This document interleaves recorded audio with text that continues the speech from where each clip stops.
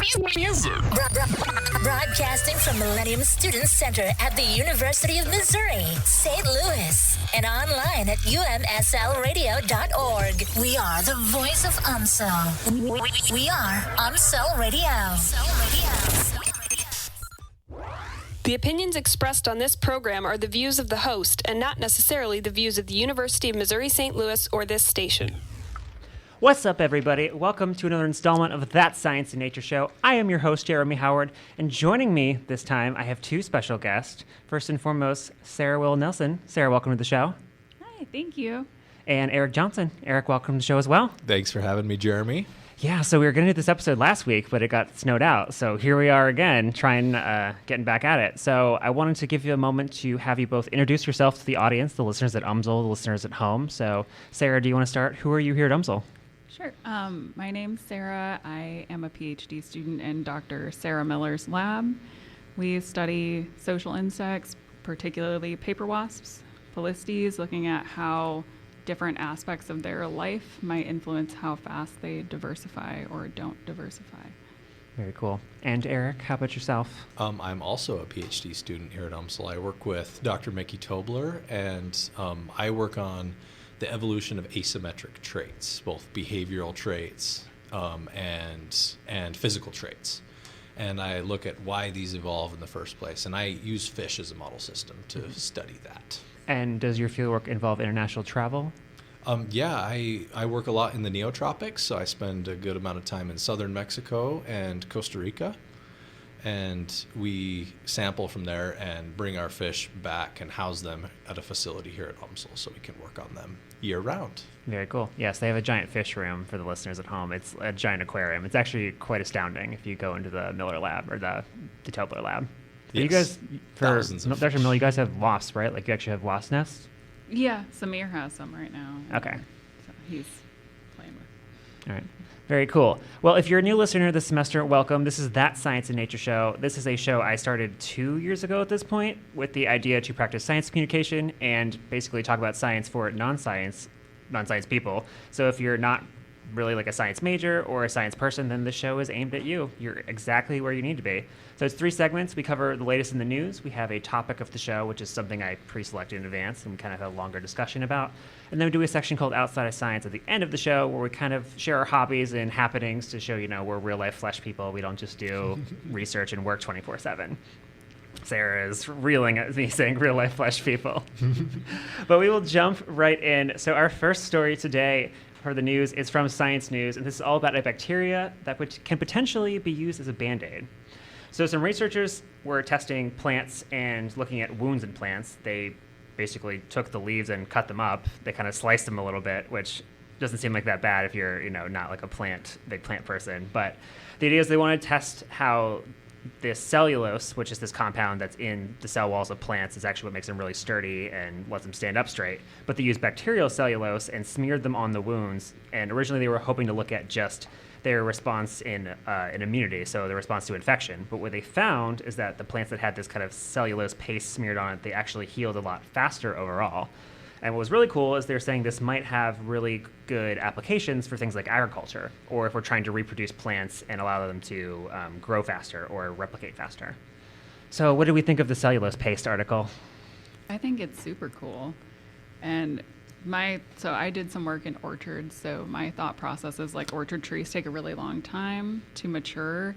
And if they get damaged, like if you cut the branches wrong or they get damaged, maybe you could save like a really long investment if you smeared cellulose paste on there. That worked out. When did you work with orchards? The urbanization phenology shifts, so our flower is flowering earlier in the urban areas than the suburbs or the exurbs, and then what the bees are doing.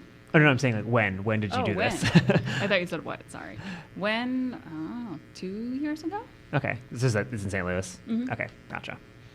Yeah, I think what you guys are saying, these broad impacts and like all these applications we could have for this, honestly, my first thought when I read this was, I wish I would have known this or had this available to me.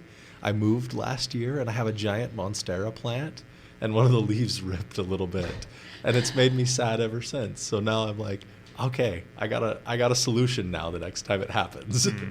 Yeah, I'm curious if you could actually buy this cellulose as like a commercial product. Like, could I get some for my plants if I destroy them at home? Like, help them live a little longer? Yeah. Is there anything on Amazon that we can I mean, I could do a quick Google search, but that might take a little more time than I'm anticipating. The one thing to note that was interesting is that it has to be bacterial cellulose. So some bacteria have plant-like characteristics and can produce this cellulose. It cannot be you can't just take it from a plant and smear another plant. It has to be from bacteria specifically. They didn't actually list what strain of bacteria, but it's important to note that it is bacterial based. Yeah, I thought that was interesting since bacteria and plants have this classic symbiotic relationship in a lot of ways, that there may be something there that is causing that. Mm-hmm. Yes. So definitely lots of cool applications. From my understanding is it's not totally like on the market yet. It's still kind of being developed and tested. So hopefully we'll kind of hear about it more in the coming months, the coming years, but how this might be applied to things. But we'll move on to our next story. So this is from Gizmodo, and we are still on the theme of bacteria. So we are talking about hospital sink drains being a horror show for germs. So this is, in this case, bacteria that we don't really want, as opposed to bacteria that we do want with the cellulose. So some researchers from the Balearic Islands in Spain wanted to test out what is basically currently living in hospital drains. And they looked at one hospital only, but they want to see how did the bacteria diversity kind of vary from different parts of the hospital. So they looked at 6 different sink drains, and they took 2 from the ICU, 1 from hematology, 1 from the short stay division, 1 from general medicine, and 1 from the microbial lab. And they basically just swabbed the sinks with, I'm guessing, a Q-tip for whatever bacteria was found in there. And they found quite a bit of diversity, 67 different bacterial species, and a few what they're calling, quote, superbugs, which are bacteria that are resistant to a lot of antibiotics. So in biology, one of the big, or medicine, I should say, more specifically, we have antibiotic resistance, which are bacteria that can fight off potentially drugs that are used to kill them, and then they go on to reproduce, and then that next generation of bacteria can continue to fight off the drugs. So then we have to come up with a new drug to kill the bacteria that was resistant to the old drug, and we basically go through this cycle ad nauseum, and we can never totally solve this problem. But the hospitals, from what they reported, is very thorough about their cleaning procedures, about bleaching the sinks, steaming them, doing all of that stuff, but they can't totally get rid of everything. The hospitals still are something of a cesspool for the sinks for these sort of bacterial species. So kind of gross. Oh, Jeremy, when I read this one, I was very grossed out. I'll have to admit. And a little terrified about these superbugs, right? Antibiotic resistance is a problem that we face now in our world. With all these antibiotics available, we're getting more strains that are becoming resistant. So the presence of these is something that should maybe worry us a little bit, but something that we could definitely deal with a good knowledge of evolution, I think. Right. How about you, Sarah? So I actually, before I went back to school to get my PhD, I worked in a hospital lab as a lab tech assistant type situation for a few years. I'm curious because we had clean sinks and we had dirty sinks. So clean sinks is where you wash your hands in. Dirty sinks is where you put anything specimen-wise that needs to go down the sink, or you wash anything. So I'm curious if they tested clean sinks or dirty sinks. But also, I'm not super concerned that there's bacteria in the sink because our kitchen sinks probably have a ton of bacteria, and unless you're licking the sink or sticking your fingers in it and licking it, I think we're probably okay. But the fact that they are resistant to antibiotics is slightly concerning. I wonder if the hospital breeds antibiotic resistant bacteria because a lot of drugs are being used there and things are more likely to become resistant there. I think they've shown that is the case at some point in time, that hospitals are kind of patient zero for the antibiotic resistant strains because people get infected in the hospital. You're more prone to being infected if you have a surgery and you're staying in the hospital. Mm-hmm. Then they give them antibiotics and everybody's kind of all there and stuff's moving around. So I think that's the case. Yeah, the article noted that there's, sick and elderly people in the hospital who are more likely to get infected from weak immune systems. So they're almost kind of carriers for the superbugs. So if they were to leave the hospital, then they can kind of act as a transmitter, that's what I find the more scary part is that the hospitals are there. Of course, you help those people, but at the same time, they can kind of be the vector and carry things on and bring them out to your home, the mall, what have you. So I have not I'm fortunate to say I've not spent that much time in hospitals other than just like routine tests. Like I've never been in hospitals for an extended stay, thankfully. But this does make me think now if like I have to go to the hospital for some reason, I'm a little more wary of like who's touching what and did you wash your hands before you operated on me or did whatever. So just touch the water as it comes out of the faucet, not the actual sink. Yeah, don't reach my hand out of the sink and then lick my hand. Yeah. Yes, don't do that, Jeremy. There is Please some don't. level of common sense, of course. Washing your hands, of course, fantastic for removing germs, but it makes you think. Yeah. So. And finish your antibiotics. Yes, Take them all. Yes, make sure you finish your antibiotic treatments. Even if you feel better, go through the entire course. All right, so we'll get to our last news story, and this is also from Gizmodo. This is about a drone strike that actually hit Chernobyl and set fire to the outer radiation shield.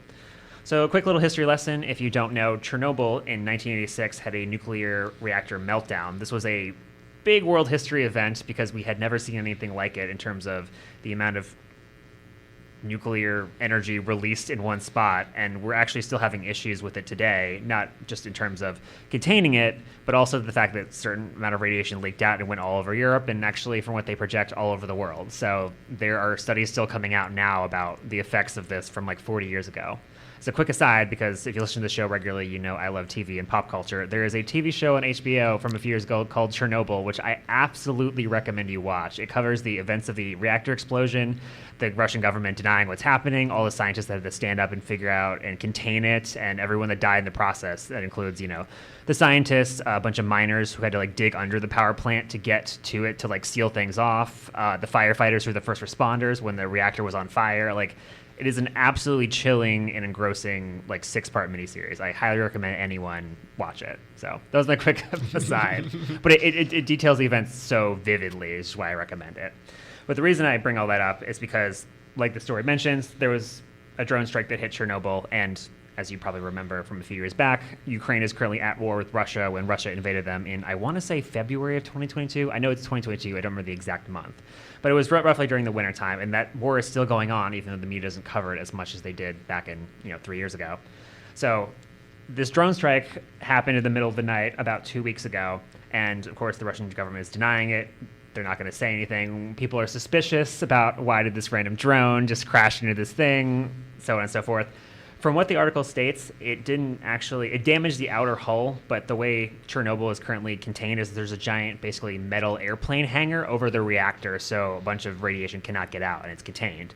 And everyone keeps an eye on this, so they have to like keep updating it and changing the actual covering every so often to make sure this doesn't keep happening. But the airplane damaged the outer hull, and right now they don't seem to have any leakage, but people are unsure. Like, we got to go in and make more repairs. Did some things slip out potentially in the interim? No one really knows. It's just causing a lot of confusion and chaos. And war in general is very ugly, but this kind of adds to the additional problems that the people in Europe and potentially worldwide would have to deal with. So what are our thoughts on that?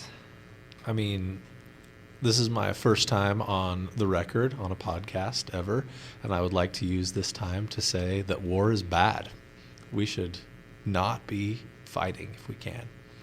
And for many, many reasons, including damaging things that could potentially have an effect on the entire world, right? Like, if really no radiation is leaked out of this, we are truly lucky, I think, for sure. Yeah, I agree. And I honestly never thought of the fact that, they could be a target or an inadvertent target. Radioactive facilities, it makes sense. But I had never thought of it, and it is rather scary to think of radioactive particles just everywhere. And also the fact that I am a big fan of nuclear energy, and I don't like when it gets bad press because I think it's such a clean energy form, and having more bad press around nuclear energy is so upsetting to me. Oh, it's such a part of the solution. That's the problem. And then things like this happen, and everybody's like, no, nuclear energy will end us all. And it's like, no, it's a great way that we can provide more sustainable energy than the ways we do now. So, yeah, nuclear energy is much safer. It is much safer today than it was 40 years ago. The reactor at Chernobyl was, I don't remember the actual model name, but it was an older system that a fatal flaw was exposed in, which caused the reactor to melt down in the giant explosion. that has since been corrected. And I don't remember the actual statistics, but very few reactors in the world use this old system today. It's like only a handful. Most of them shifted to a newer system, which is much safer. So hence going back to Eric's point about nuclear energy being really effective and safe. It's just when something catastrophic happens, like Sarah mentioned, everyone points to, like, this is really bad. It kind of makes me think of the current events with all the plane crashes being covered in the news. Yeah. I feel like that's not any more than normally happen. It's just the media is very hyper focused on it right now because we had like one or two really bad ones, but like a lot of planes land safely, but we don't think about those. Yeah, and they were unfortunately like close to each other too, which I think Yeah. added to the sensationalism on the media that that's like plane crashes that happen very, very rarely happened close to each other. Yeah. Yeah, and you're so much, I don't know the numbers, but you're so much more likely to be harmed in a car accident or walking down the street than in a plane crash. Yeah. Same with like a roller coaster. I thought it was like, it's like 1 in 9 million or something for dying on a roller coaster, but we think that's much scarier because it feels more than that. Yeah, it feels more than that, Jeremy. Yes. Indeed. All right, well, that is going to wrap up the news. We are going to take a short break, and we'll be right back with topic of the show. Stay tuned. The UMSL Pre-Med Society is a student organization to help all pre-medical students explore their future endeavors. We host events all semester for students to indulge in the knowledge of medicine. Plenty of events are available for students to attend and familiarize themselves with their future career path, such as blood drives, spokespersons, speaking with medical students or residents, and more. The UMSL Pre-Med Society would help pre-med students at UMSL to explore their dream and engage with other individuals within the same field. Search Pre-Med Society on Try and Connect for more information. Hey, if anyone's out there, looking for a loving community and interested in Middle Eastern culture, come talk to MISA. That's the Middle Eastern Student Association. You can find the community on Instagram at @MISA_. We hold weekly meetings, events. Come out and be a part of the community. You don't have to be a Middle Eastern person to be part of the community. We accept everyone. It's all about unity and bringing people together. You can again find us on Instagram at @MISA_. Hey, if there's any guys out there that's just looking for a brotherhood or just, interested in Greek life, come talk to Kappa Sig. You can always find the brotherhood on Instagram at Kappa Sigma UMSL. We hold weekly events, have fun, and weekly meetings. Come join the Kappa Sigma Brotherhood. You can always find us on Instagram again at Kappa Sigma UMSL. Welcome back. And now it is time for topic of the show. This is part of the show where we talk about a longer form topic, as the name suggests, and have a discussion on it. This week, we're going to be talking about citizen science. What is it? Our thoughts on it, the application to science overall, potential citizen science programs that you could get involved with or might be interested in hearing about, all of that. So I thought I would start out for the listeners with talking about just what is citizen science. We have been throwing the term around a lot. A definition would probably be helpful. So citizen science is the process of involving members of our community in the overall research process. This could be any component of research, so this could be things like data collection, reporting on observations, helping with the actual analysis of data, so like the number crunching itself, and helping to obviously report the results. So what did we find? Why is it useful? How does society or whatever we're studying benefit from this study? And I thought I'd also maybe talk a little bit about a history of citizen science. So this is going to be a brief history overall. You guys are not regulars on the show, but I really like doing history of whatever the topic is. So I've done history of like zoos and museums and other things. So I like walking the listeners sort of through how we got to this point. So in the 1600s, before we had the official term scientist, quote unquote, citizen science was kind of defined as men and women with different means pursuing their interest, or quote, citizen science at the time. So the key word there is with means, so people with money in the 1600s who had time to devote to a passion or a hobby to research things. So wealthy people, basically, from the 1600s. But the period was known for ultimately helping to develop like actual methods of doing things and establishing what we now know as scientific societies, so people who are like-minded on some science topic. In the 1800s, this is kind of the period referred to as the professionalization of science, and this is where we have things like the actual records for biology, as well as just general natural history observations, and also monitoring the weather. So looking outside and seeing what's in the sky, what's happening, what patterns are there.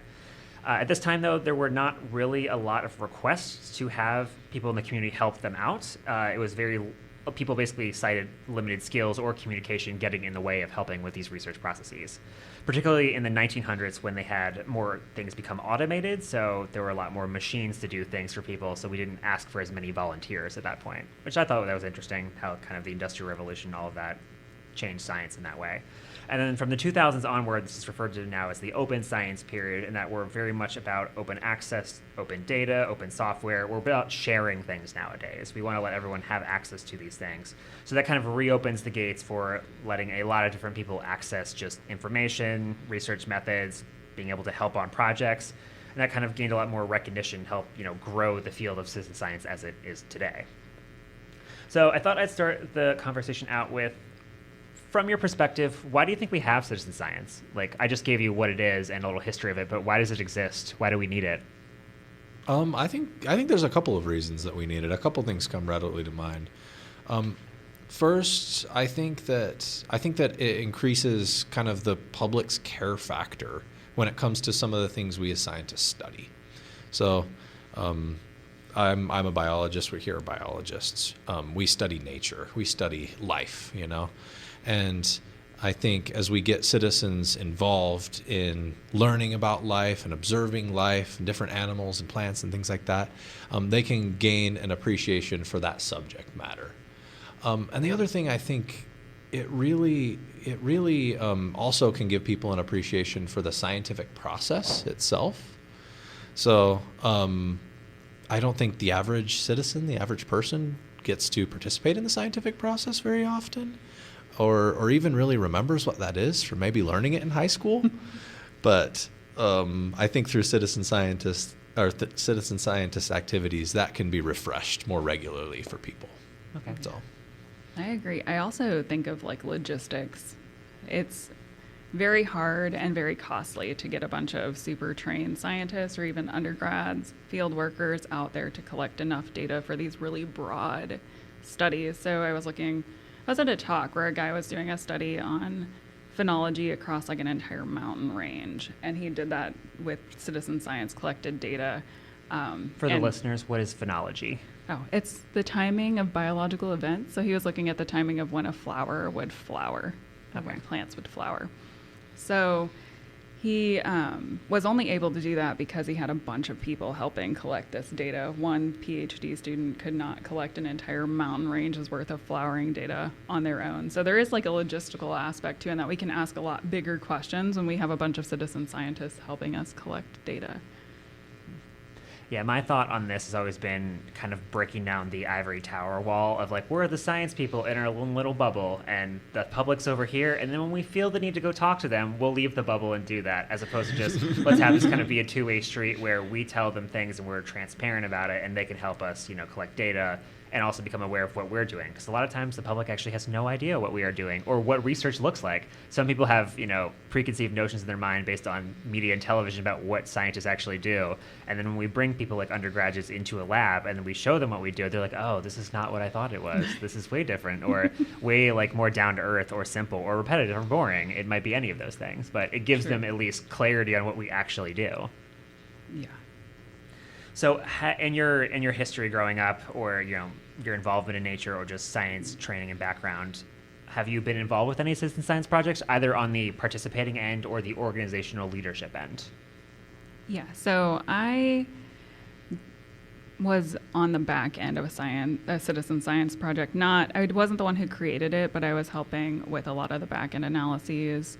It was called Shutterbee. It unfortunately doesn't exist anymore because grant funding got pulled or ended and didn't get renewed. Anyways, but basically once a week through the summertime, people would sign up. They would go out. They would do a 15-minute survey of a garden near their house or their backyard, and they would take photos of any bees that they found. Then I would identify those bees when they uploaded them to iNaturalist. And we also did some outreach events where we would go teach people about bees, and it was always really fun. People are kind of afraid of bees by nature, but when they learn about them and see their hive and see specimens, they get really excited about bees. I had a lady tell me, like, oh, that's why my tomatoes won't grow, because I don't have any plants nearby for the bees to pollinate. And they get super excited, and that's really fun on the back end of citizen science. Yeah, I love it. That's such an interesting project. I'd totally participate in something like that. A couple years ago, I had the opportunity to organize kind of a citizen science event, actually. I moved here from Utah, and that's where I went to college. In my senior year of college, I had the opportunity to work with some professors and some community leaders to put on an Earth Day activity that they had. And this Earth Day activity, the location of it was this beautiful canyon called Slate Canyon. I think if it were in a state that didn't already have 5 national parks, it should probably be a national park or something like that. But we decided to put this event on there for the reason that the city was considering maybe developing a portion of this land. And while it's near the city, not many people really used it or knew about it even. But we put this event on where we invited some professors, some professional scientists to interact with the community and take them through this canyon for a survey of birds, for a survey of invertebrates, for a survey of lizards that are pretty common in that area. But we also taught these people how to use iNaturalist to record their observations. So prior to this event, there were very few observations within this canyon. And after this event, there were many more observations, and there continued to flow in all of these observations after people gained this skill. But it was a very successful event, and the city ended up deciding not to sell off that land to develop. Okay. So it's still a park and a beautiful place. But that's really my experience with citizen science, and my takeaway was just that getting the community involved really can be powerful and really can change things and help conserve species in these areas that we really care about. So Nice. We should probably also mention that Dr. Dunlap and Dr. Miller ran a citizen science cicada project over the summer at UMSL, where Yeah. they were tracking the They cicada. did. They basically spent the entirety of summer 2024 driving around St. Louis looking and recording sounds of cicadas. They also did involve people from the community who could go to their backyard or their park or their neighborhood community garden and open their phone. I don't remember if there was a specific app or they just used the recorder on their phone, but they got a sound bite of the cicadas and a GPS location, then sent that data off, and they kind of have a small compilation of where we found cicadas in the city, which is really cool because the cicadas won't return for another 13 to 17 years. I don't remember which brood it is, but they're on different cycles. Yeah. yeah, this incredible event, these coinciding of the broods, we got to record in a really cool way because of citizen science. Like, there's no way scientists could take all the observations that they got in that study. Yeah. There's definitely a sort of boots on the ground, and that's not to belittle the effort because we have all done field work and we have been the boots on the ground, so we know Yes. the amount of work that it takes. So when these people step up and do it, it can be really cool, especially when they come in droves. The exposure I've had with citizen science is probably maybe 2 things I can think of. I was a summer camp counselor for a nature camp back in like 2015. It was like the semester after I graduated college, and we did iNatural stuff. So we had people from the community come in who were they weren't like professional biologists, but they were naturalists who had a lot of natural history experience, and we used the iNaturalist app with the kids, and the kids really liked that because of course they could use their smartphones, so that was nice for them. But they got to see okay, here's how we take data and record things, and they got to get outside and look at birds and insects and stuff. So a lot of that was really fun. And then I worked for I did an internship with the USGS in summer of 2017, like the first semester after my master's program, and that was for the breeding bird survey, which is kind of like eBird, but it's slightly different, where people would send in they'd run these routes all around the United States from 3 a.m. to 8 a.m. and they'd spend 5 minutes at each location on a transect, send their paper packet info into us, and we would type in the data and upload it to the database. So my job was really a glorified Excel enterer, but it was cool to see data came from every state. It was really cool to see people are crazy serious about this for getting helping record birds, rare species, just seeing what's in the area, and we have this whole database for the government, which is really cool. Did you say 3 to 5 a.m.? Yeah, depending on where they were in their route. We actually, one of the first things we did in the internship is my boss and my coworker who also had the internship, he's like, we're going to run a route, and you're going to get up and we're going to leave at 4 in the morning. So I had to get up at 2 a.m. and drive into work, and we went on a route. And granted, I knew nothing about bird calls at this time, so I was literally just standing there with the pen and paper. It was like, okay, this is a whatever sparrow, okay, tally there. This is a whatever tally there, and then we get in the car and drive to the next spot. That is some commitment right there. Yeah, I mean, I also we kind of like got to leave early, so I was like, all right, like because the day started earlier, so we left early. It's like, you know what, we'll do this one time. But after that, I was like, oh, that was really rough. Like I was not ready for that. So it was a cool experience though to see like how that works on sort of a national level for the project versus just summer camp, which was just the local kids. So I thought at this time we would just talk a little bit of just general citizen science projects that exist. We won't go through all of them because there's countless numbers of them, but on nationalgeographic.org as well as citizenscience.gov, there's just a lot of different citizen science programs and projects that you can potentially look for. These don't necessarily apply to everywhere. Some of them are state specific, excuse me. Some of them are national based, some of them are even worldwide, but I thought we'd just highlight a couple here for the listeners. So from National Geographic, we have things like the Audubon Society's Christmas bird count, so a bird one. We have the Celebrate Urban Birds Project, which is finding birds in urban environments, much of which we have today because a lot of our landscape is urban now, since we all kind of live in cities. We have the Horseshoe Count, which is where volunteers count horseshoe crabs on beaches in Delaware and New Jersey. So if you're on the East Coast and you're interested in doing that, you can check it out. We have the North American Butterfly Association, which does butterfly censuses, like for the monarch butterflies when they migrate. Cool stuff. We have, measuring snow depth. So the Community Snow Observations Project looks at snow depths in relation to climate change. So if you want to measure snow, you can be involved with that. A lot of these things seem trivially simple, but it's actually incredibly important if a lot of people do them, the amount of data we can get out of them. Yes. Anyone else on? In Hawaii, you can join the Eyes of the Reef Network to observe coral bleaching. So if you want to get a little bit of diving experience, record some observations. That's kind of cool. Some of these, I'm sure, might have higher buy-ins than others. So you got to have, diving equipment. I take the diving over the waking up at 3 a.m. Yeah, most people probably would. Just to still be up at 3 a.m. That's the key. Yeah. Yep. And then those are from National Geographic. And on citizenscience.gov, we have, what's the first one? Beachcombers, which is through the Coastal Ocean Mammal and Bird Education and Research Survey, which is abbreviated as COMERS, which basically looks at volunteers surveying the beach of Santa Cruz, around Santa Cruz and San Diego to look for carcasses and oil deposition. So important for oil spills. There is field research on the American pika, which is an indicator species for the alpine ecosystems, particularly with climate change. So observing pikas. If you have not seen a pika, which I haven't personally, but I would Google pika. It's a very cute alpine rodent, which I almost maybe potentially did a PhD with that. I was looking into someone's lab with pikas, and it wasn't really for any other reason than I wanted to work with pikas. That was that. In another universe, that's what you're doing. I know. It's fun to think about different timelines. If I went to this school and did this thing, where would I be now? But that can lead to a lot of different things. The NOAA has a town brook restoration. So there was a dam removal that was completed in 2019. I'm trying to see what this is. Oh, this is in Plymouth, Massachusetts, so in the Northeast. And you can be part of using underwater cameras to look at the different fish from the dam. So that's kind of cool.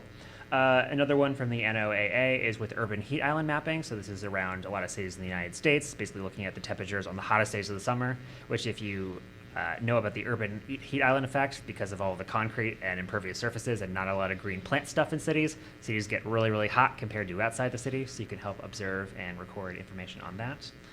You can be a landslide reporter. So this is through, where is this through? This is through NASA. So I don't know where this is. Right. Oh, it just says global scale. So if you're in somewhere that has lots of landslides, you can potentially be a landslide recorder. I'm trying to imagine doing that. I feel like, what are you doing on Saturday? I'm going out to watch if there's landslides, and I'm going to record I'm just going to look at the hillside and see if anything sloughs off. Yep. There's fire monitoring in Yosemite National Park. So a lot of parks have forest fires in the summer or the drier months, so you can kind of be a watchdog for that. Another one on disease ecology in urban areas around Wisconsin. Oh, and there is another one with New York University called Go Viral. So if you're feeling sick, they can send you a kit, and you can swab your throat and your nose, and then send them back that information so they can get information on the cold and flu and other things circulating the area. So that's kind of a unique one. Oh, that's unique. That's cool.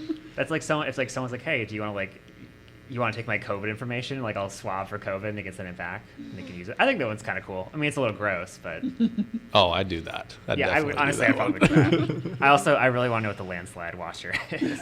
Just like, how does this work? Or maybe you go after the fact. I don't know. It just seems weird because why would also you go to an area that might have a landslide because you'd be put in danger? Yeah. Before or after both seem. Yeah.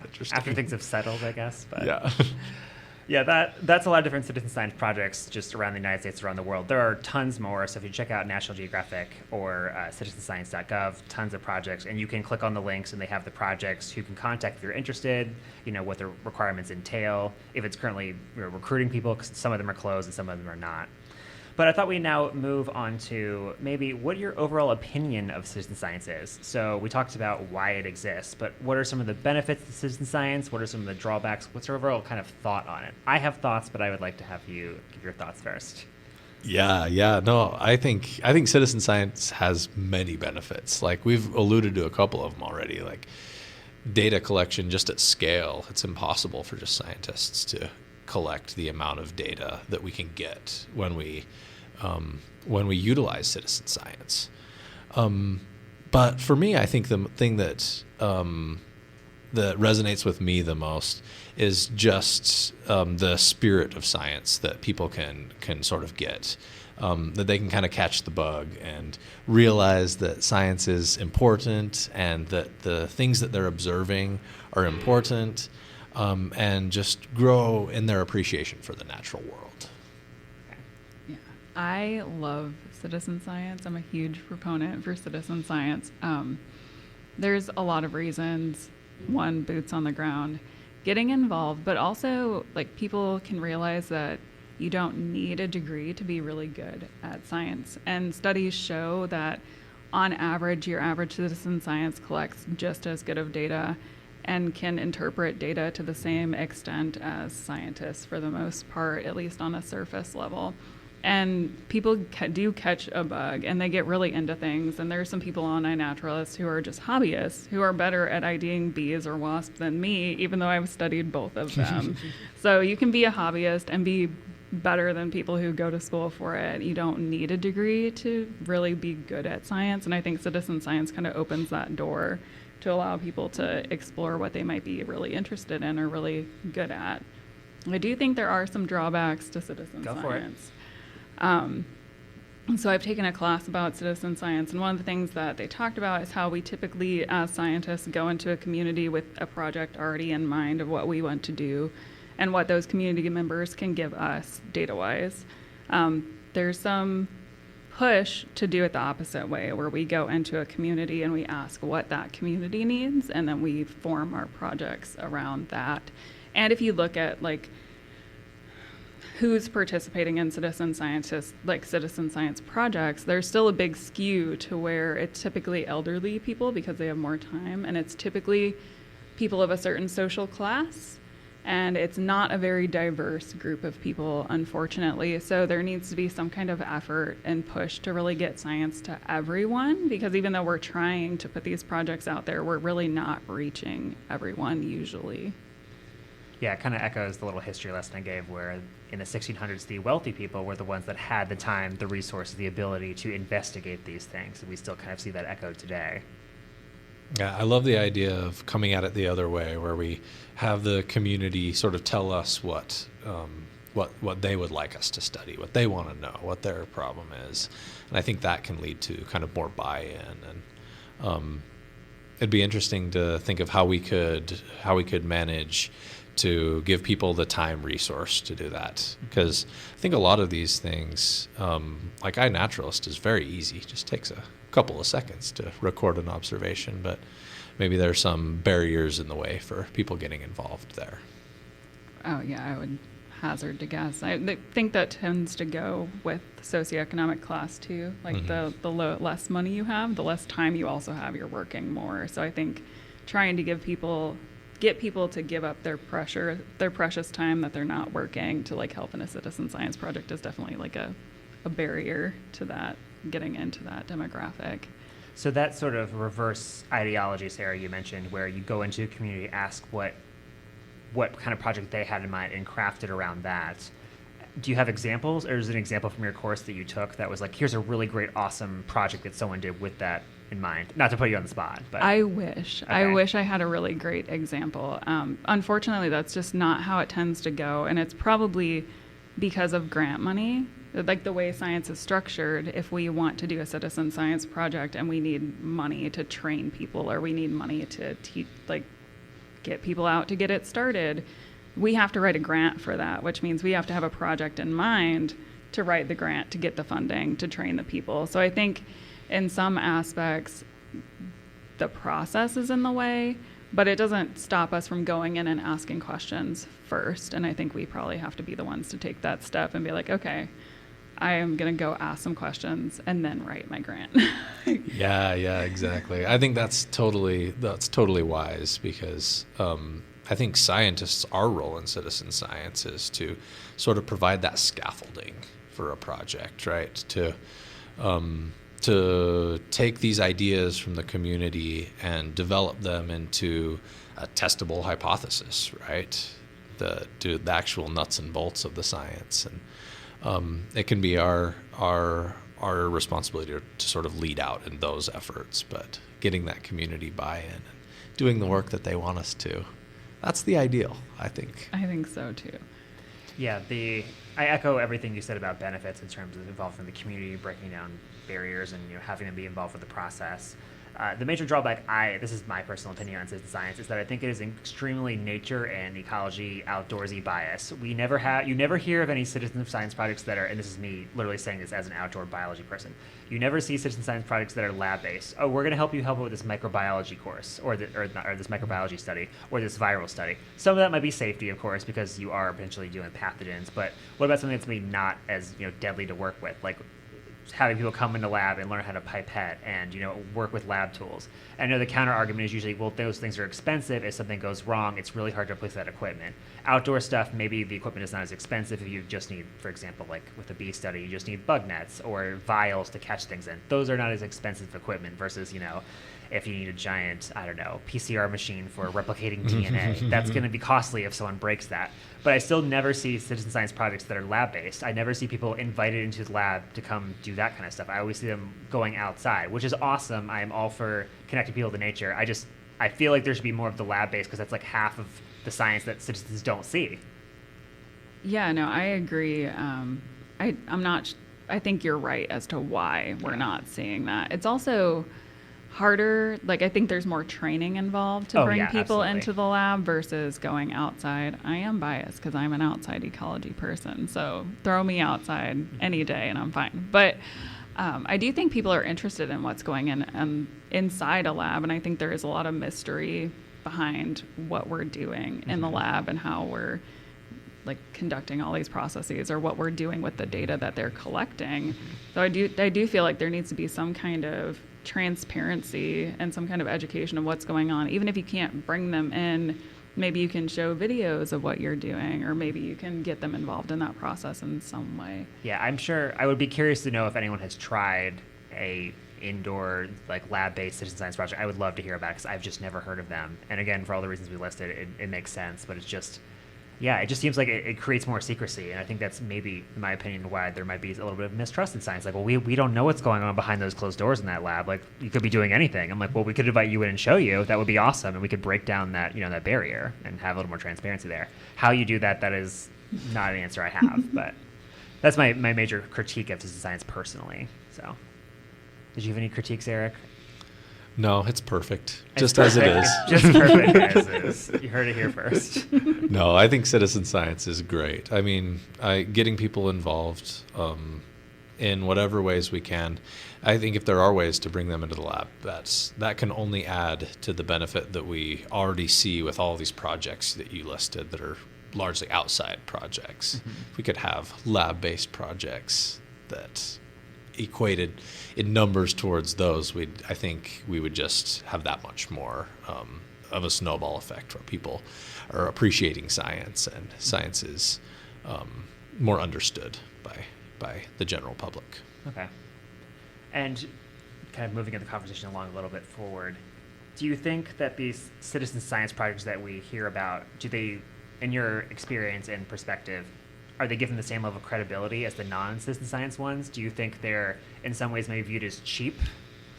Oh, I don't know. Cheap in the experience? That's tough. I mean, like you referenced before, the data can be very credible from citizen science, and I think that all science, frankly, we write, when we write our manuscripts up, when we write our papers, we have a methods section, right, where we go into the details, the nitty-gritty of how we did the work, and I think often those methods are what's most frequently critiqued by other scientists. Mm-hmm.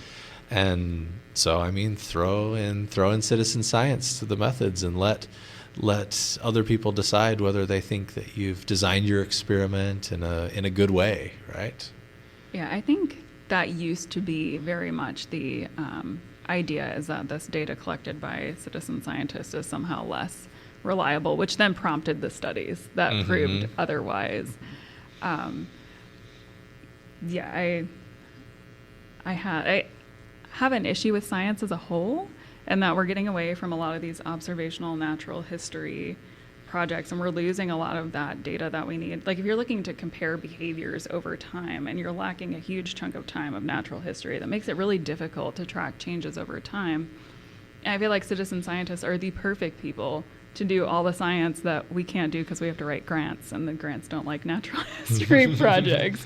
So I feel like in some ways, just watching things makes you a better scientist. Observing different species, observing what you're interested in makes you a better scientist than like running lab-based experiments. You get so much more intimate knowledge of whatever you're studying. Okay. Yeah, the reason I wanted to bring that question up was just curious on your thoughts, but I also want to introduce this paper I found, which I'm going to read you the abstract of. This is about public perceptions of citizen science. So what the citizens think about the science that the citizens are doing is the easier way to put that. So I'm just going to start. I'm reading the whole abstract. So, quote, members of the public are the foundation and backbone of citizen science, but much remains unknown on how the public views citizen science. This study conducted a survey of public familiarity with and perceptions of citizen science. We found that less than half of respondents were familiar with the term citizen science, but over 70% were familiar with the concept by some other name. Most respondents were more confident in hypothetical citizen science findings when professional scientists were involved to some degree, compared to situations in which only citizen scientists were involved. Confidence in citizen science findings tended to increase with age, despite the fact that self-confidence in respondents' own ability to perform citizen science tasks decreased with age. This is Jeremy again. I find that funny that older people think citizen science is more credible, but don't feel they can do citizen science. I thought that was an amusing find. Back to the article. Fewer than half the respondents, roughly 31 to 47%, and more men than women were confident in their own ability to perform science process tasks, with the exception of collecting data, only 53% confident, and only slightly more predicted that they would enjoy such activities. Based on our findings, we suggest ways that leaders in citizen science projects can promote better recruitment, retention, and engagement on the part of volunteers and public as a whole. So I thought that was an interesting take. I want to note that this study was in specifically Minnesota, and it was only at like one science fair, and obviously a very limited pool of people that answered it. But I thought those findings were kind of interesting. In another paragraph towards the end, they mention that, where is it? I think I've lost it. Basically, they mention that there's less confidence in citizen science when it's just citizens doing the project, that there needs to be that professional scientist from their perspective to give it more credibility. So I thought that was such an interesting piece of the conversation to put in, where like the citizens themselves almost want to have an actual professional scientist in with them to kind of boost things up overall, versus if they're just doing a ground up project overall. Yeah, I actually totally see, like in my experience with my event that we put on, I think we could have easily just taught people how to use iNaturalist and sent them off into the canyon and hope they came back to us. But having those professionals there that could flip over rocks and look at bugs and point out the birds and point out the lizards and point out all of the deer that were around and things like that, that really made it for the people. So I think that having a little bit of the expertise where just the general public can come in and learn, as well as help, I think that's what's most desirable probably for people looking to participate in citizen science. Yeah, I think the learning process is super important. Usually there's a training that happens that teaches people about the project, why it's important, and how to collect the data. So they're coming away with new skills, hopefully, if you're doing your job correctly. They're coming away with new skills, which could be beneficial, where learning those skills on your own might hinder people from wanting to try to start a project. Yeah, there definitely can be a barrier there if they don't know what they're doing, which is, again, why it's good to, again, break down we're over here, they're over there. There's a two-way street for us teaching them and them helping us. So, last thing, as we wrap up this segment of the show, I just want to put out, if someone was going to be interested in putting on some kind of citizen science project in the future, whatever it might be, lab-based, field-based, based on their research, not based on their research, do you have suggestions for them on how they might go about this, for just tackling it or trying it out? I think they should go for it. Yeah, like I don't think that citizen science projects need to be incredibly difficult. There's so many ideas out there and so many types of data that we can collect and so many questions that we can ask. And really, for a lot of these questions, all we need is observations. And so the bar for entry can be relatively low. And I think just making a good plan and surrounding yourself with good people and people who are really passionate about these questions and the species that you want to work on, or whatever kind of question it is, just really can lead to great success in these events. Yeah, I think my advice for someone trying to run a citizen science project would be to really think about what you're asking people to do and think about how much time it's going to take, what they need. Typically, the easiest thing to get people to do is do something with their phone. Take a picture, upload it to iNaturalist, use an app to gather sound data for cicadas. That tends to be what you see people most likely to participate in. If you're having a big ask, like they have to collect 2 hours of data every week, that's much less likely to get done than a few pictures around their yard or a 15-minute survey. So I would keep in mind the ask and that they're not paid. They're doing this because they enjoy it. And so you want it to be enjoyable, whatever the process is, and they should learn something in the process. I'd piggyback and say, and I would say also that their contribution feels valued, that their time investment feels like it was helpful to you. If you're not acknowledging that or giving some indication of that, then they're probably not going to show up again. Yeah, and also it's really important to send out frequent updates on what you're doing and how the project's going, to keep them in the loop of okay, well, we analyzed last year's data and we found X, Y, Z. With your contributions, we were able to do that, so that they kind of know what you're doing, and it also makes them want to keep participating so that they can learn more about what's going on. Mm-hmm. Yeah, and just to piggyback off that, I think the community aspect of it too, to have to be participating in it with your friends and your neighbors, and to be able to talk with other people about it. And so maybe facilitating opportunities for citizen scientists to meet up, and whether that's in an online community like on iNaturalist, how you can observe other people and kind of compete and do that kind of thing, or actually in person. I think those can just benefit the outcomes. Yeah, my last the one piece of advice I would give is start small. Doesn't need to be a giant project involving the entire city or entire neighborhood. Maybe you just get a small school group, or maybe you just do a trial run of something and you kind of assess what went well, what didn't go well, and maybe the next field season or the next attempt you try and grow it a little bit, so you can kind of gradually build it out. So that would be my advice, would be start small. You don't have to tackle everything all at once. But that is going to wrap up topic of the show. We will take another short break, and then we'll be back with Outside of Science. Stay tuned. The UMSL Pre-Med Society is a student organization to help all pre-medical students explore their future endeavors. We host events all semester for students to indulge in the knowledge of medicine. Plenty of events are available for students to attend and familiarize themselves with their future career path, such as blood drives, spokespersons, speaking with medical students or residents, and more. The UMSL Pre-Med Society would help pre-med students at UMSL to explore their dream and engage with other individuals within the same field. Search Pre-Med Society on Try and Connect for more information. And we're back.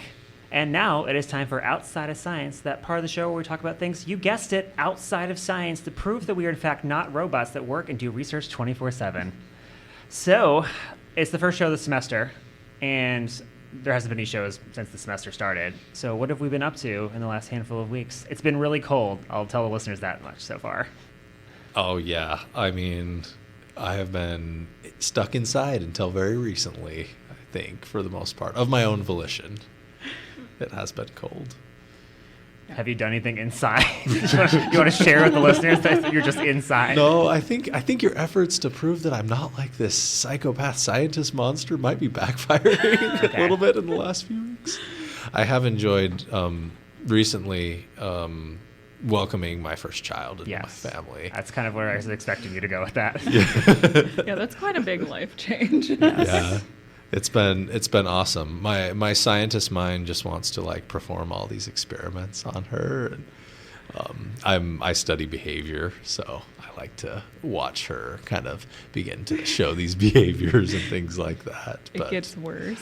I have 2 kids, and I'm constantly looking at their behavior. I'm like, did you get that from me? Is that my behavior? It's inherited. Yeah, she hasn't rebelled yet, so we're still in the clear for a bit. Apparently, we need to watch Chernobyl, the show. Yeah, if you want something to do the rest of the winter, watch Chernobyl. It's on HBO. Yeah, unfortunately, I'm not as good at being a human as I should be. I do spend a lot of time here, but I have been trying to actually make sure I get like a decent amount of physical activity in a week, whether that be like going somewhere and having to go to the gym or like hopefully going outside, though the weather has not been permitting that as much. Yeah, we had a lot of snow in the last few weeks, so it's been we've had like multiple days each of the last 2 weeks of school canceled, so it's thrown a wrench in a lot of things. But. Yeah, I moved out of Utah to come here, which the Utah theme is the greatest snow on earth, and I feel like I have not left the snow behind as I intended to. Anything else there you want to add? It can be literally whatever you want. TV shows you watched, things you read. We can come back. I honestly just listen to a lot of court cases in the background while I do work. What, a Law and Order SVU? No, like real, like live court cases. Okay, that's interesting. Real court case, interesting. Yeah. They're more boring, which makes it easier to work. Like it's not cut down to like only the interesting parts, so it makes it easier to work while you have it in the background. Did you watch Jury Duty? I did not. The fake. I'm aware of this show. I know of the premise of this show. They hire a bunch of actors to put on a fake trial, basically, and one real person is invited to jury duty, and it's like shows his whole experience going through jury duty. It's like the Truman Show or something. Yeah. It's kind of creepy, but very entertaining. Very cool. Check that out. What have I been up to? So I have this, I don't know if I call it a semester goal, but I'm trying to maybe for the next handful of months check out museums that are less well known in St. Louis. So everyone, of course, cites things like the City Museum and the Art Museum and the Zoo and Botanical Garden, even though those aren't really zoos, but they kind of lump them all together. So I'm trying to check out the not as well known ones. So last fall, I learned that we had a Missouri History Museum in Forest Park. Didn't know that existed. I went to that 2 weekends ago. Very awesome museum. Maybe about 2 to 3 hours you'll spend there. A lot of cool Missouri State history. Definitely would recommend checking it out. And then I've also learned there's we have a Holocaust museum also in the city. Didn't know that. And then there's a few others that I could list, but I'm gonna try and go to a few more museums this year that are not as well known because I've been to the well known ones. The Transportation Museum. Yeah, the Transportation Museum is another one I want to check out. A bunch of trains in a train yard. Yeah, kind of cool. So it's definitely been interesting, or it'll be an interesting activity. I've only been to one of them so far. That is a good goal. You should. I haven't been here, but I've walked past it. But there's a Museum of Illusions. Yes, I've heard about that. The tickets are a little pricey though, so they're closer to $30. So it's a little bit more than I would probably want to spend on a ticket. But we'll see. Maybe I'll get the museum bug bit and then go. Jeremy, check it out. I'm plugging this so you'll go and you can tell me if it's worth it. Okay, so you can listen to a later episode and then you can be like, I will spend $30 on We this. need to know. Okay, good to know. I'll report back, I guess. And then last weekend, Soren and myself, and I'm blanking on the other person's name. Who's the master student in your lab? Not Casey. I'm looking at you, Eric. Who's the other master student? Quinlan. Quinlan. Yeah. We went to the the wiener dog races for Mardi Gras out in Soulard. So we watched, like, they have like these little stands. They build like a mini little stadium, and they put the wiener dogs in this little like box, then open the latch, and they run out to their owners at the end of this like runway. And there's like prizes, there's winners and stuff. What the heck? Yeah, Soren went to it last year. He's like, "Do you want to come?" I'm like, "I'm very curious. I do." So it was like an event. Like, people are dressed up in costumes and put their dogs in costumes. It's very interesting. It's a very interesting Mardi Gras event. So I will be checking that out next Right. year. yeah, would recommend. And it was like 60 degrees out, so it was also really nice to be there Yeah, from the cold. that helps. But yeah, I think that's anything else we want to share before we wrap up the show. Yeah. Thanks for having me on, Jay. Yeah. Thanks for for having us. inviting us. Cool. All right, I'm going to do the outro. Thank you so much for listening to That Science and Nature show this week. I'd like to thank Eric and Sarah for joining me to talk all about citizen science. Remember, you can get this and past episodes of the show wherever you find your podcasts. We will be back next week, because the schedule's a little off because of the snow now. Yeah, we'll be back next week with another episode. Until then, you've been listening to That Science and Nature show. My name is Jeremy Howard, and we are out.